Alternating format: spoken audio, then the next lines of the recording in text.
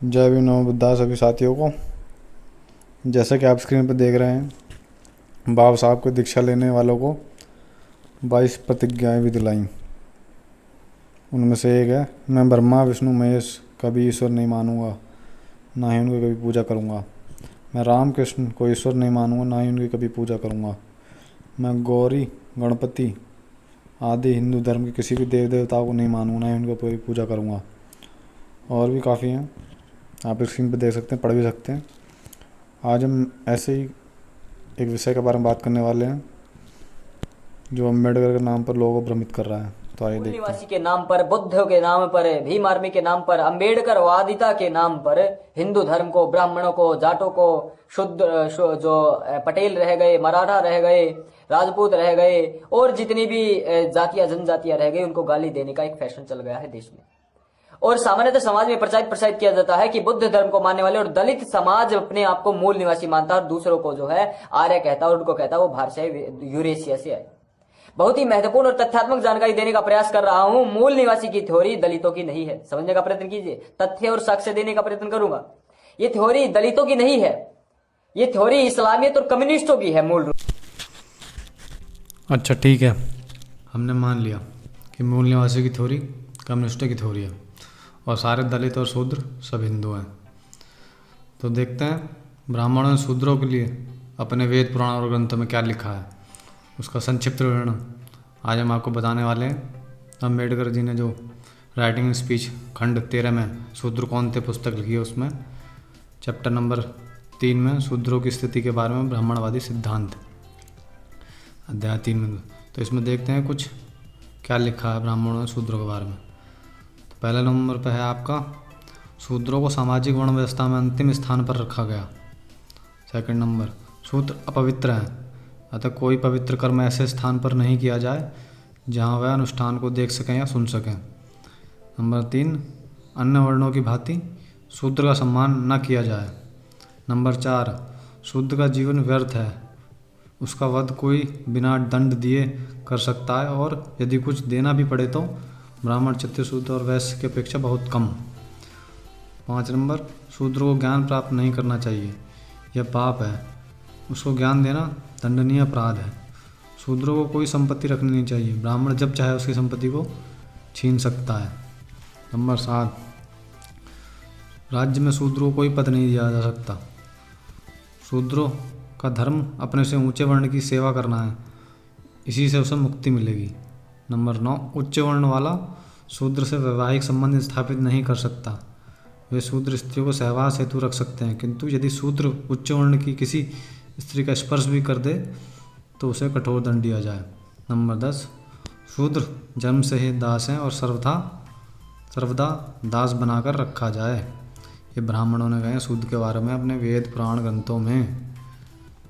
तो हम अब जानना चाहते हैं, अगर दलित शूद्र हिंदू थे तो उनके साथ ऐसा व्यवहार क्यों किया जाता था, अगर वो हिंदू थे तो। और ये तो बात रही प्राचीन समय की।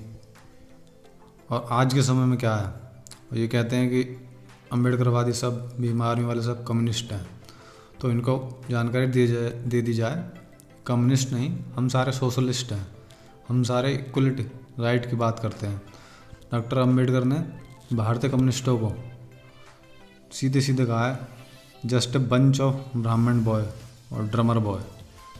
तो उन्होंने कार्ल मार्क्स के कम्युनिस्ट के सिद्धांतों को सीधे सीधे नकार दिया है। तो हम अम्बेडकरवादी हैं, ना हम कम्युनिस्ट हैं, ना कम्युनिस्टों को सपोर्ट करते हैं। हमारी विचारधारा सिर्फ इतनी है कि इक्वल राइट, मुझे सारे सबको बराबर का अधिकार मिलना चाहिए, सबको बराबर का अधिकार शिक्षा में मिलना चाहिए, नौकरी में मिलना चाहिए, व्यवसाय में मिलना चाहिए, भूमि में मिलना चाहिए, प्रॉपर्टी में मिलना चाहिए, संपत्ति में मिलना चाहिए, अवसरों में मिलना चाहिए। सबके लिए एक लाइन से रेस शुरू होनी चाहिए। हिंदुओं को टुकड़े करने के लिए जाटों को ब्राह्मणों से भिड़ा दो, ब्राह्मणों को अलग, राजपूत, मराठा, पटेल, दलित, शूद्र, इन सबको आपस में लड़ाई झगड़ा करवा के तोड़ दो, इनमें फूट डलवा दो, इनके धर्म को भ्रष्ट कर दो, इनका धर्म का आधार हिला दो और उसके बाद रास्ता बन जाएगा किसके लिए, दारुल हरब, दारुल इस्लाम के लिए। तो ये सारी की सारी चाल उनकी रची हुई है, इसमें फंसने का प्रयत्न ना करें। और कुछ जो दलित भाई उनके फंटों में आ गया, उनके चक्र में आ गया है, उनके इर्द गिर्द घूमने लग गया है, उसको अपने ऊपर शर्म होगी आज इस पुस्तक के पृष्ठ देखकर कि अम्बेडकर। मैं अपने सभी अम्बेडकरवादियों से, सभी दलित भाइयों से ये बोलना चाहूँगा जो ये बोल रहा है कि जाटो हिंदुओं को ब्राह्मणों से लड़वा दो, इससे लड़वा दो, उससे लड़वा दो, तो उन सभी से निवेदन है कि बाबा साहब के ये शूद्र कौन थे, राइटिंग स्पीच हैं, इनके सारे पार्ट पढ़ें तो उन्हें पता लगे शूद्र कौन थे, ब्राह्मणों ने उनके साथ क्या किया। आप इस बुक को पूरा पढ़िए और आप खुद ही अंदाज़ा लगाइए कि हिंदू कौन थे और शूद्र कौन है, या शूद्र भी हिंदू ही हैं कौन है। अगर शूद्र हिंदू होते तो आरक्षण का विरोध ब्राह्मण क्यों करते, क्यों उन्हें पढ़ाई लिखाई का अधिकार से वंचित करते। अभी भी सबसे ज़्यादा अत्याचार SC ST OBC वालों पे होता है, तो ब्राह्मण क्यों नहीं आवाज़ उठाता उनके लिए, जबकि वो भी हिंदू ही हैं जैसा ये बोलते हैं। और हिंदू वो धर्म ही कैसा हो सकता है जिस धर्म में अलग अलग लोग ही नीच माने जाते हों, अलग अलग जाति के। अगर धर्म होता, अगर हिंदू धर्म होता समानता पे तो सारे समान होते, वर्ण व्यवस्था क्यों होती उसमें। तो हिंदू कोई धर्म नहीं है, ये बस ब्राह्मणों को धंधा करने का एक जरिया है। तो आप सभी से निवेदन है ज़्यादा से ज़्यादा अम्बेडकर जी को पढ़ें और ज़्यादा से ज़्यादा अवेयरनेस फैलाएं, पाखंडवाद से दूर रहें। और आज के समय की बात करें कि ब्राह्मण कैसे शूद्रों का शोषण कर रहे हैं, तो आपको पता ही है सारे मंदिरों में अभी भी ब्राह्मण को ही कब्जा है हर पुजारी पे पद पे। जबकि अम्बेडकर जी ने कहा है कि पुजारियों के लिए भी अलग से एग्ज़ाम कंडक्ट कराना चाहिए कि उन्होंने किस वेद का ज्ञान है, क्या विद्या है, कौन से वेद पढ़े हैं, कौन से पुराण पढ़े हैं, उसके लिए बाकायदा एक एग्ज़ाम होना चाहिए। जो उसे क्लियर करेगा वही पुजारी पद के लिए मान्य होना चाहिए।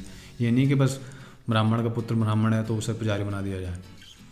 और आप देख सकते हैं न्यायपालिका कोर्ट में भी 90% ब्राह्मणों का ही राज चल रहा है इस टाइम भी, जो टाइम पे SC ST OBC के खिलाफ जजमेंट देते रहते हैं। और हमारी सेंट्रल यूनिवर्सिटियाँ हैं इतनी सारी, उनमें OBC के 0 प्रोफेसर के पद हैं इस टाइम भी, और SC ST के भी पूरे पद भरे नहीं गए हैं। और जनरल वालों का जो है उससे डबल है एक तरह से माना जाए तो। और भारत की मीडिया में 90 से 90% ब्राह्मण भरे पड़े। अम्बेडकर जी दलित के विषय में क्या कहते हैं, शूद्र के विषय में क्या कहते हैं, उनकी पुस्तक पढ़ना, who were the Shudras. Ambedkar ji की लिखी पुस्तक है, राहुल लारे की लिखी हुई नहीं है। हु वर द शूद्राज उसका 7th चैप्टर है जिसमें कहा गया है शूद्र कौन थे। इतिहास, शूद्रों का इतिहास, हिंदी वर्जन उस पुस्तक का पढ़ लेना। 7वां चैप्टर शूद्र कौन थे, उसमें स्पष्ट कहते हैं शूद्र भी आर्य थे। अम्बेडकर जी कह रहे हैं और कह रहे हैं क्षत्रिय वर्ण होता था। तो बिल्कुल अध्याय 7 में अम्बेडकर जी ने लिखा है, हमारे सामने अब प्रश्न यह है कि शूद्र यदि मूलतः नार नहीं थे और कौन थे तो कौन थे। मेरे मत अनुसार इनके 3 उत्तर निम्न प्रकार हैं। शूद्र आर्य थे, शूद्र क्षत्रिय थे, शूद्र क्षत्रियों में इतने उत्तम और महत्वपूर्ण वर्ण थे कि प्राचीन आर्यों के समुदाय में सबसे अनेक शूद्र तेजस्वी थे, बलशाली राजा थे। बिल्कुल सही बात है, शूद्र कोई वर्ण ही नहीं था। पहले टाइम में सिर्फ 3 ही वर्ण थे, ब्राह्मण, क्षत्रिय और वैश्य। और शूद्र जो थे वो क्षत्रिय ही थे। बिल्कुल सही बोला है अम्बेडकर जी ने। जो बाद में चल के ब्राह्मण और क्षत्रियों में अनबन हो गई, जिस उस टाइम में मतलब उस टाइम में वेद कोई भी पढ़ सकता था, कोई भी यज्ञ कर सकता था। तो वशिष्ठ उस टाइम में ब्राह्मण पुरोहित थे और विश्वामित्र जो क्षत्रिय थे वो भी पुरोहित थे। तो इन दोनों में आपस में किसी न किसी बात पर बहस बनी हुई थी। कभी कोई राजा बुला लेता राज्याभिषेक के लिए, कोई अपना पुरोहित बना लेता है नहीं, या कोई नहीं बुला लेता। तो इन दोनों में आपस में कुछ ना कुछ बहस लगी रहती थी।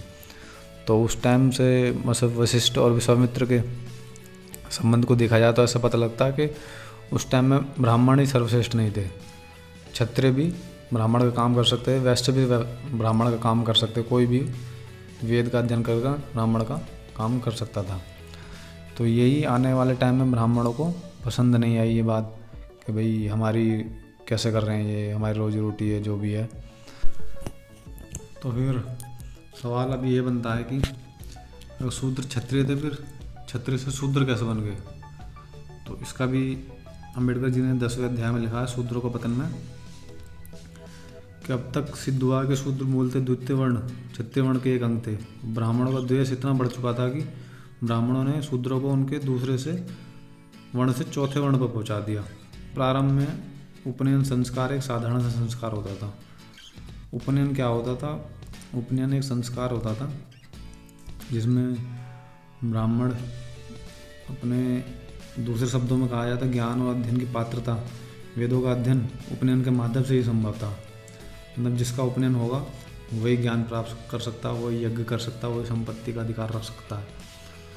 तो बाद में लास्ट में मतलब ये मान्यता होगी कि उपनयन केवल ब्राह्मण ही करा सकते हैं और अनाधिकृत उपनयन कराने वाला दंड का भागी होगा।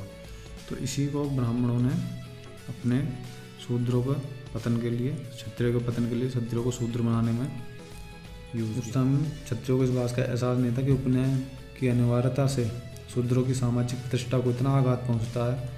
उन्हें ये समझने में कोई कठिनाई नहीं होगी कि पूर्व मीमांसा में क्या विधान है।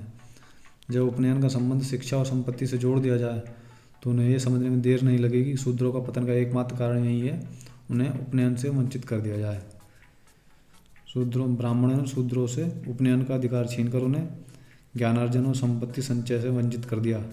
उनका सामाजिक पतन हो गया, वह दरिद्र और अज्ञानी हो गए। तो ये है शूद्रों की कहानी।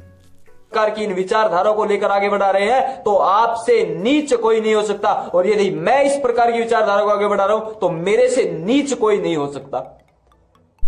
और जो मीडिया में जो ब्राह्मणवादी लोग बैठे हैं, ये क्या कभी दलितों को हिंदू मानते हैं? कभी आपने कभी न्यूज़ में देखा है? कभी ब्राह्मणों और दलितों में लड़ाई होगी, ब्राह्मणों ने दलितों के घर तोड़ दिए, महादलितों के घरों में आग लगा दी, मुसलमान और दलितों में लड़ाई होगी, जबकि मुसलमान और दलितों में न्यूज़ में हेडिंग आएगी, ना कि मुसलमान और हिंदू में आएगी।